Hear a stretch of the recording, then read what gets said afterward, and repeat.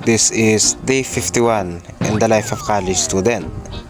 So, biyernes na naman, may pasok na naman tayo, no choice, papasok tayo. Pero may mga issue naman akong kailangang sabihin. So, previously, nagkakaroon kami ng electrical problem dito sa merong lugar namin dahil nga nawawala, napuputol-putol yung kuryente. Kaya minsan pag may na-late na upload, sorry. Pagkatapos naman ng previously part, pwede na tayong tumuloy sa ating story. So, ano bang meron sa atin ngayon? Meron tayong 3 subjects dahil nga naman biyernes.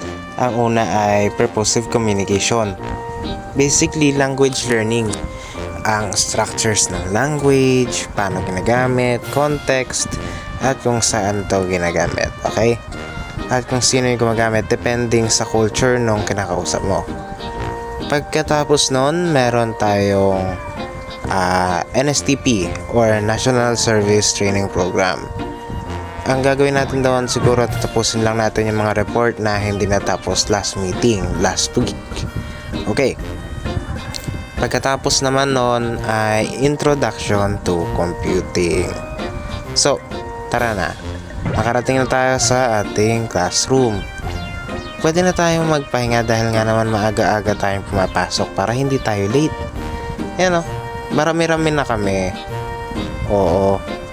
Surprisingly, ang aga rin nilang pumasok ngayon kaya grabe naman, hindi tayo lonely sa classroom.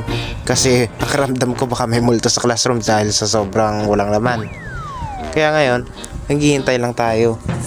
Ang ganda siguro ng view kung hindi man lang mainit. Napakagandang tingnan, malakas ang hangin, sariwa, pero napapakainit. Talagang kukulo ang dugo mo sa sobrang init. Pagkatapos naman ng purposive communication, lalakad na kami. Pinatay yung mga ventilador, tapos wala na, lalarga na, wala nang tao eh. So lipat na tayo ng classroom.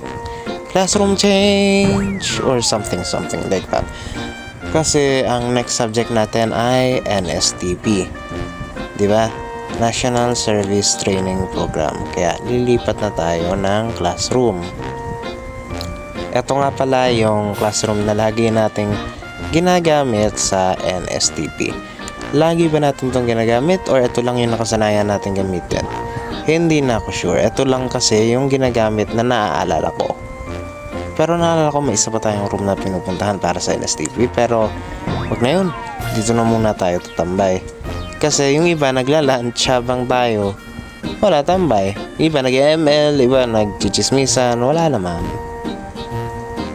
Classroom change ulit dahil nag-decide na dito tayo sa mismong classroom ni ma'am magdi-discuss na mga report na hindi pa nagagawa.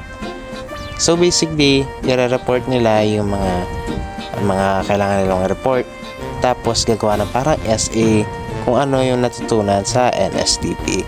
Hindi ko na ipakita dahil ang pangit ng sagot ko, nakakahiya. So, ano pa ba?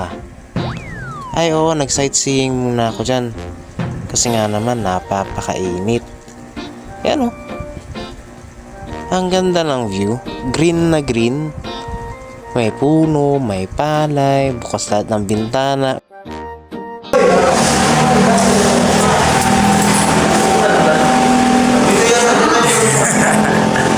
Rich. Hello po. Ay, ba't may po? Ano ba?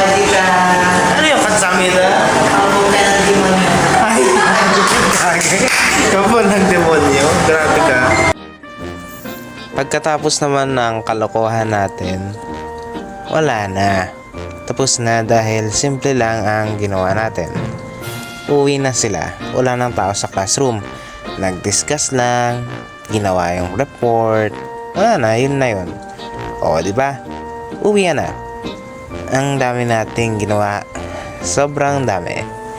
Parang discussions, reports, tapos nagbigay ng bagong topic, essay. Talagang nakakapagod, hindi sa katawan pero sa utak. Hindi man pagod ang katawan pero yung utak lutang, nasa sabaw. Grabe. Di ko alam, naka-autopilot na yata ako nung umuwi ako dahil kung ano-ano ang iniisip ko sa essay. Sige na, Follow, like, and subscribe kung gusto mong makita ang day 52. Yun lang naman for today. Sige na.